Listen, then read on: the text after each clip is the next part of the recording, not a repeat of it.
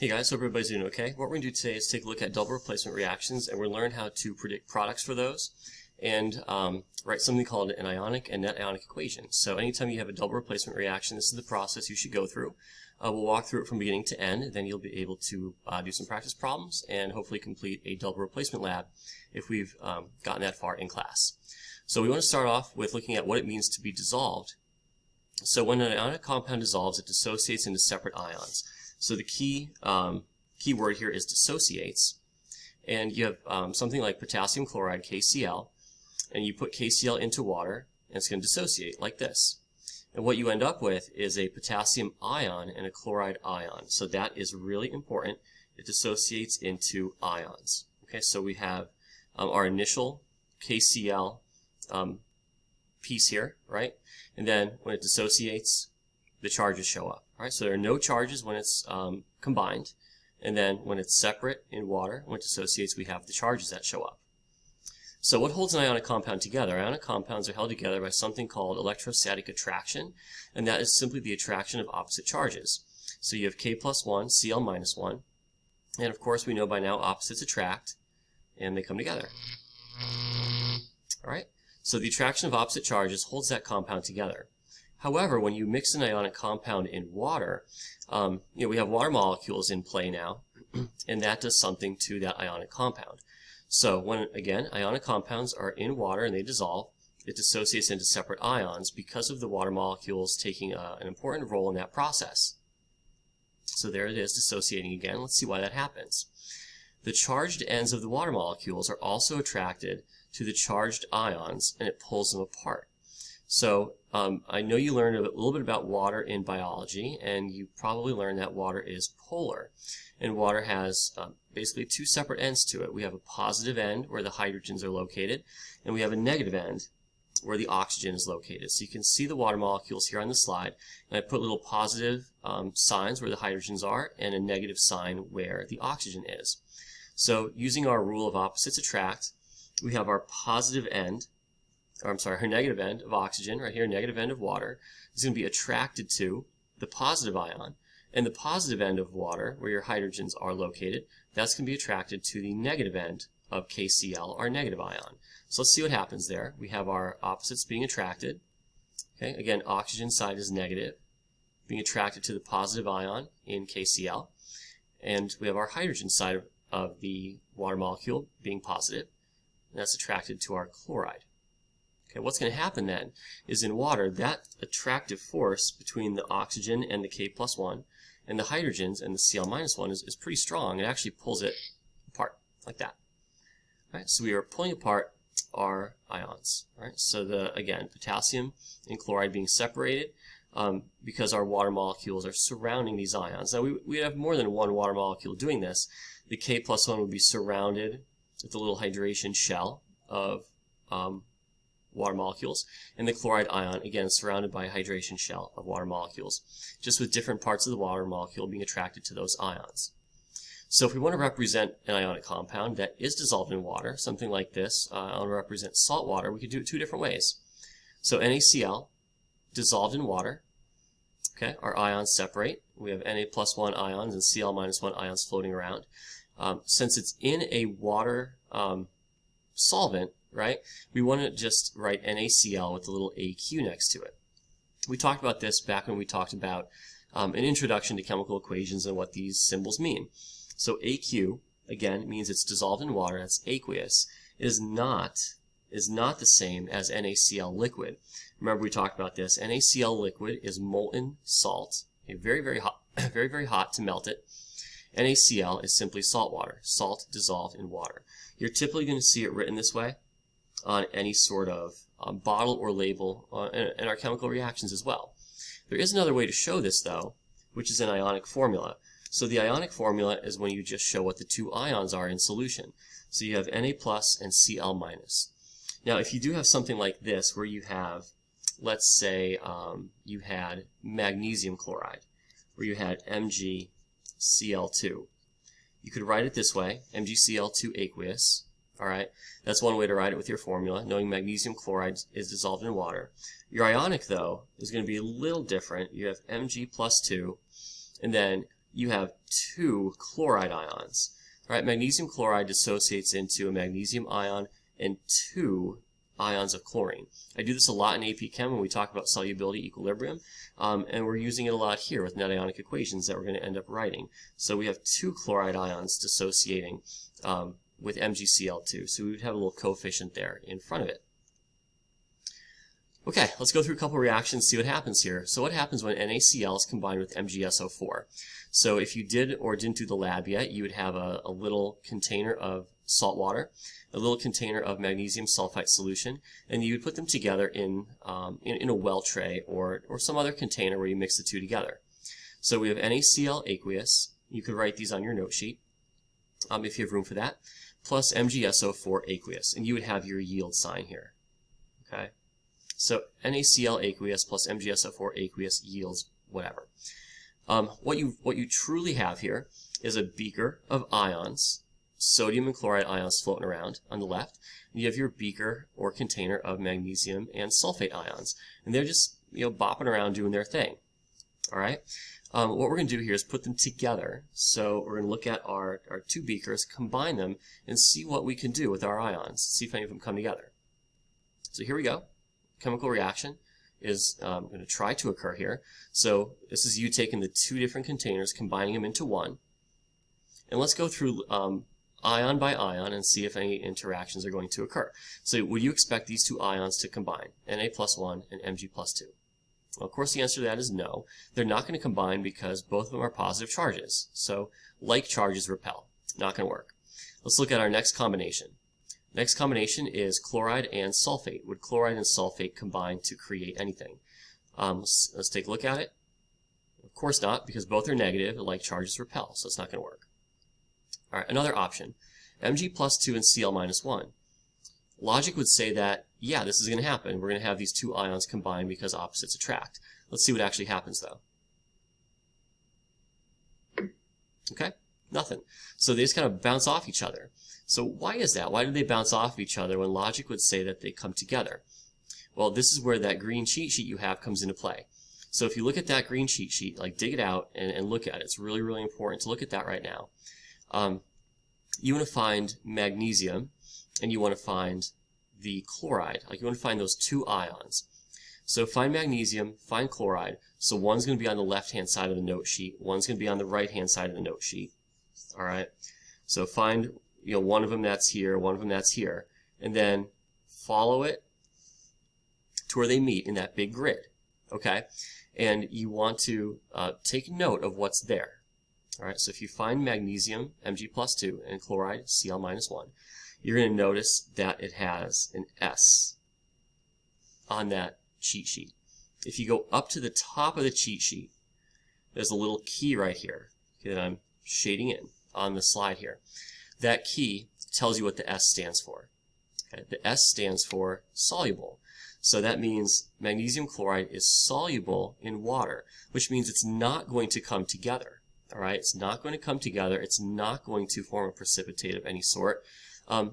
They remain dissociated. All right, so that's how we read that cheat sheet. Now we'll get to some other ones in a second here. Let's take a look at another combination though. We have sodium and sulfate. So before I advance the slide, look at your green cheat sheet. Okay, so again, here's your green cheat sheet. Find sodium, find sulfide, wherever they may be, and see what it ends up in that grid. What do you end up with? If you look at it, you should see that these are also an S. And remember, when you see that, go up to the key up here, all right, and figure out what that means. So S means soluble. So should these 2 ions combine? Take a look at it. Okay. They just bounce off of one another. So since Na2SO4 is soluble, they stay dissolved. So we went through every single combination on, in this container here. So if you're in the double replacement lab, like you're doing that lab, or you're just doing any sort of worksheet or homework or test or quiz, all you end up with here is a beaker of ions. Okay, so nothing wants to come together. So you have all these ions floating around. They're bopping around, just doing their thing. And that's it. So all combinations are soluble. So what you'll end up with is NaCl aqueous plus MgSO4 aqueous yields basically the same thing. NaCl aqueous plus MgSO4 aqueous. Just a beaker full of ions. we write that as no reaction. Okay, that is really important. All right, so you clearly see that being made here on the slide. So on your note sheet, make sure you recognize why this is a no reaction. It's because all combinations are soluble. Every single thing would be aqueous in our chemical reaction. So say you did a double replacement reaction and you did rewrite NaCl, or I'm sorry, you write Na2SO4. Like let's say you did try to have this reaction occur. You would have Na2SO4. You would also have MgCl2. Like those would be your products. But you look at your cheat sheet and both of them are aqueous. When every single thing is aqueous, aqueous, aqueous, aqueous, aqueous, it's simply a no reaction. All right, so that's what you want to make sure you focus on here. If it's a no reaction, you're done. You don't have to do anything else. All right. Let's take a look at another one, though, that's not going to be a no reaction. So what happens when calcium chromate is combined with magnesium sulfate? So again, if you look at your green cheat sheet, find calcium and chromate and see what you end up with. You're going to end up with an aqueous, right? The grid will say S for soluble, and then that means it's an aqueous solution. So that's good. Like the calcium chromate, you see the beaker of that here, that beaker of ions floating around. They're not combining because they're very soluble. Look at the same thing, do the same thing for MgSO4, for magnesium sulfate. Look at your green cheat sheet, find magnesium, find sulfate, and you're going to see that it says S in the grid. Again, S stands for aqueous. You got to go back up to the key at the top so you can see what you write in your chemical equation. Right? When you see an S in the grid, you are not writing an S in your chemical equation. That's really important. You got to go back up to the key and see what those stand for. Okay, so we have a beaker of ions, calcium and chromate, beaker of ions, magnesium and sulfate. Let's combine them, see what happens.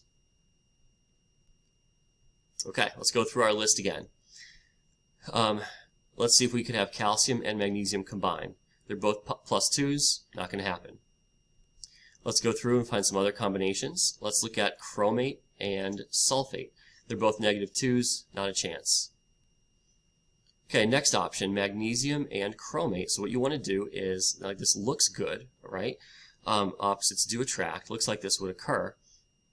Let's take a look at our green cheat sheet and tell me what you end up with in the grid when you find magnesium and you find chromate. Well, if you find the two of them, wherever they are, meet in the middle somewhere, and you're going to see that magnesium and chromate give you an S on your cheat sheet. So you go up here to the key, and S, again, for the 10th time here, is soluble. So should those combine? The answer to that's no. Right. Looks like they should, but they don't, because they bounce off each other due to them being soluble. All right, so they stay dissolved. All right, last hope. We have calcium and sulfate. So do the same thing. Go to your cheat sheet, find calcium, find sulfate, meet in the middle somewhere, and what do we end up with? If you look at it, you should end up with something that says I.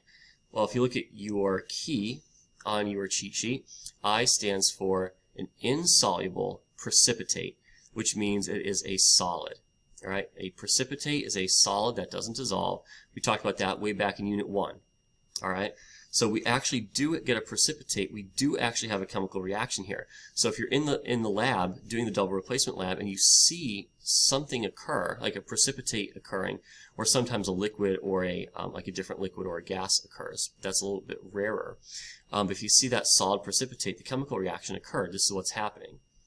Calcium and sulfate combine in a way that they are very insoluble. So they would rather stay together and create that insoluble solid, that precipitate, then they would prefer that over staying dissolved and moving around in solution. So the visual representation here is really important for what's going on. You have your solid precipitate that is now settling at the bottom of your beaker. Okay.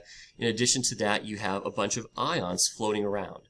So let's go through and actually see, how do we write all this? What are all these steps on our chemical equation, or of our chemical equation, that we need to do for double replacement reactions? So here's the start. Calcium chromate plus magnesium sulfate. Automatically switch your positive ions. So you're going to make magnesium chromate and calcium sulfate. Okay, so that is known as your regular chemical equation, your first step, your formula. All right. look at what we did. This is required for these. I'm a little more lenient with the other chemical reactions. I'm not lenient at all when it comes to double replacements. And maybe the picture of me is in the way here, so I don't know if I can move that out of the way. Yeah, look at that. Okay, so I moved me out of the way so you guys can see what I have here. So make sure calcium sulfate has the S next to it, that's solid, all right? Because that's your precipitate, that's the I, insoluble on your cheat sheet. What we want to do now is take everything that's aqueous and break it apart, okay? So the next line in our notes should be an ionic equation, okay? So here's your regular equation, that first line. Now I want to see what all of the ions are, so pay attention to this part of it. Calcium chromate is soluble, so it dissolves into calcium +2 and chromate -2. So you have to show the charges here. Ions, okay, we're in our ionic section here, our ionic equation. Ions have charges to them. This is why nomenclature is so important, okay, so as I've already talked about a million times. Calcium, Ca+2, chromate, CrO4-2. The next thing you're going to look at is magnesium sulfate. It's aqueous. Since it's aqueous, it will dissociate. You're going to get Mg+2, SO4-2. All right. So again, we don't have charges in our first equation. We do have charges in the equation afterwards. Let's look at the next one. We have magnesium chromate. There is an aqueous here, so you do break that apart. Mg+2, CrO4-2. Lastly, let me move me back up here. Okay. Lastly, we have calcium sulfate. It was a solid. Look what you do. You bring it back down as a solid. You do not break up calcium sulfate. You don't break it up because look, you have calcium sulfate precipitate here. They're not ions. They're together in a precipitate solid form. If the ions were floating around up here, then yeah, you could write it as calcium +2 sulfate -2. But if a chemical reaction occurs, you're going to end up with something in your ionic equation that is not aqueous. In this case, here it is. Here's our solid precipitate. The next thing we want to do is figure out what ions are just hanging out and not doing anything, and which ions are actually involved in the chemical reaction with the product we are creating. All right, so that is our last step. You want to look at ions on both sides, okay, ions on both sides, and circle them. All right, so I have a chromate on both sides. I see a CrO4-2 and a CrO4-2. Circle them. Is there anything else that you see on both sides? There should be. You should see a magnesium on both sides. We're going to circle them. Those are known as spectator ions. Okay, so make sure you label that on your note sheet. Spectator ions are these guys floating around here in the beaker. Spectator ions do not take part in the chemical reaction. Just like if you go to a football game and you're in the stands watching it, you're a spectator. You're not playing the game. You're spectating. You're a spectator. You're not taking part in the end result of that game. These spectator ions are not taking part in the end result of our chemical reaction, which is creating that precipitate. So what we do for our last and final step is we take our spectator ions out, all right? And what you will write underneath is this. Okay, this is called your net ionic equation. Okay, the net ionic equation is your ionic equation without your spectator ions. So the only ions involved in making the precipitate here are your calcium ion, your sulfate ion, producing calcium sulfate. So look at the detail here. Ca+2 plus SO4-2 yields CaSO4. These are worth 8 or 9 points on a test or a quiz because you got to do so much work that's involved here. So you have to show the formula, you have to show the ionic, you have to show the net ionic. This is the process you go through. Green cheat sheet tells you what these states are up here, which tells you how you proceed through the rest of the chemical reaction. So that's our end result here for this, which is the formation of our precipitate. Okay, let's give one a try here. Let's do one more. I'll try to kind of walk you through it here a little bit, and we'll see what we end up with. So you can pause the video or take a look at it and see if we can figure out how to do this. Then I'll go over it together as a group here. All right. So we always start with our word equation, right? So we have potassium phosphate and barium chloride. You recognize this as a double replacement reaction. So what you need to do here is just automatically switch your ions and write out what your product is going to be, or what your products are going to be. So let's take a look at it. We have potassium phosphate and barium chloride. Let's flip our two positive ions and write some products here. All right, so the products are going to be, our proposed products will be barium phosphate,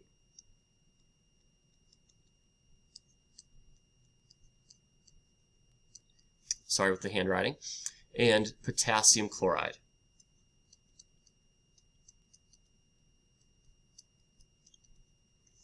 Okay, the next thing you want to do is go to your green cheat sheet. Okay, before we do all that other work, let's see if this reaction actually occurs.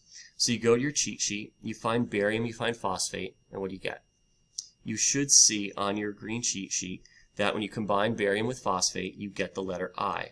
Remember, go up to your key at the top, and the letter I is a solid precipitate, so you put a solid next to barium phosphate for your state of matter.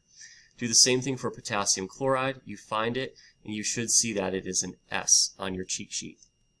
S. Go up to the key. S means soluble. Okay, so that's why some students get confused by this. Like, why can't I put S in the chemical reaction? Because S in the grid means soluble, which means AQ. Okay, so now you ask yourself if this reaction occurred or not, and it did. Okay, so it does occur because we have something that's not aqueous. All right, so if everything here was aqueous, it's over. It's a no reaction. You move on with your life and go on to the next one. But because we have a precipitate, the reaction does occur, so we have to make sure we go through the rest of the process here. So let's go through and do that. The first thing we should do after this step is write our chemical formulas. So I'll do that for you real quick. We have K3PO4 aqueous plus BaCl2 aqueous yields barium phosphate Ba3PO4 solid plus potassium chloride KCl aqueous. Yours needs to look exactly like this, okay? If you don't have the states there, it's wrong, okay? If you don't, like, we have to balance it, obviously. If you don't have it balanced, obviously it's wrong. That's our next step here. Don't be lazy. Put the states of matter there, all right? Students always tend to forget the states or just not worry about it here. It needs to be next to every single thing in your chemical reaction for double replacement.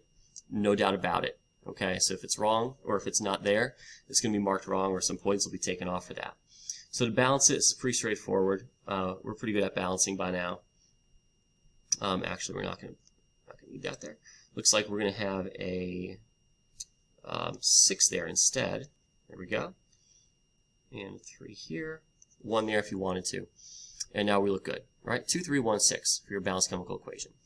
All right, the next step is the same every time. We got to go through and take our aqueous solutions and break them apart. So this, I chose this example on purpose so we can go through, because the ones in the earlier part of the lecture didn't have any coefficients. The equations were balanced already. So look at your potassium. You don't have 3 of them. You actually have 6 of them. So what you end up doing is down here, you have 6 potassiums. All right. How many phosphates do you have? You have 2. All right. So look at your coefficient and multiply that by what you have in the formula itself. That's how many of those ions you have. If you had K3PO4 and you dissociated and you had 2 of those dissociating, you'd have 6 potassium ions floating around and 2 phosphate ions floating around. All right, let's do the same thing here. How many bariums should we have? It's 3. And how many chlorides should we have? It's 6. Students get confused by this. You're like, well, Cl is by itself. Why isn't it Cl2? You got to pay attention to the details here. Chloride is different than chlorine. If it said chlorine, okay, CHLORINE, of course it'd be Cl2. But we have a chloride, okay, IDE ending, we have the chloride ion. Okay, that could be by itself, obviously, because it's not chlorine. So we have 3 times the 2 that are there. 6 of those would be floating around. Now this is important. Remember, I talked about it earlier in the lecture. We have Ba3PO4 2. It's a solid. It does not dissociate. just bring it down as is. Ba3, PO4, 2, solid. Plus 6 potassiums and 6 chlorides. Okay? Next step in the process, you want to find your spectator ions. So find ions on both sides that are exact matches. If you balance your equation first and you bring your ions down correctly, it should match up perfectly. Look, 6 potassiums, 6 potassiums. If I screwed up and had 6 potassiums on the right and only brought down like 3 on the left, something like an alarm goes off in your head. Go back up and take a look at what you did and you made a mistake balancing or formula writing. Okay? Looks like we also have 6 chlorides. Cross them out. Those are your spectators. Final equation is your net ionic. Bring everything else down, and it should make sense when all is said and done. So bring down 2 PO4 negative 3 plus 3 Ba plus 2 yields Ba3 PO4 2 solid. That state comes down the whole way. Solid, solid, solid. Got to be there. Okay, no doubt about it. No excuses for that. It all makes sense now. Look, you have 2 phosphates, 3 bariums. 3 bariums is perfectly balanced, so it works out the right way. Really, really nice once you work it out and get to the end. Students usually like these ultimately once they figure out what's going on after a couple of practice problems. They say it feels really satisfying because it just kind of works itself out at the end, and it's really nice when everything kind of falls into place like that. Okay? So I know this is a longer lesson, but double replacement reactions take a while to understand and to know what's going on here. So let's try to wrap it up a little bit with one last useful tip, and that is with acids. So we'll talk more about these in class in person, but I don't want acids to bully you. So students tend to see an acid and they start to be very confused and they don't know how to approach the problem. To take away the bullying power of an acid, you want to call it by something, it's called its nerdy name, all right? So of course that's what you would do when somebody's bullying you, call them by the nerdy name. They'll solve everything. So for example, hydrochloric acid is HCl. Students see HCl, or they see hydrochloric acid, and they don't know how to approach that because they don't know, like, if it's in a double replacement or single replacement reaction, what's going to switch. Well, you want to call it hydrogen chloride. Then you could easily see if something's going to react with that. The hydrogen is the positive ion. That's what would switch out. Okay. Another example is sulfuric acid. Students see that, they're like, how do I name this? What do I do? Just call it hydrogen sulfate. If you rewrite acids with their nerdy name, then it takes away that bullying power, and it's easier for you to see what's going on. All right. So you can work through some of the double replacement reaction homework, or maybe some parts of the lab. Depends on where we are in class right now. But we'll talk more about this in class review a little bit. If you're still having a hard time, we'll take it from there. All right. Thanks, guys.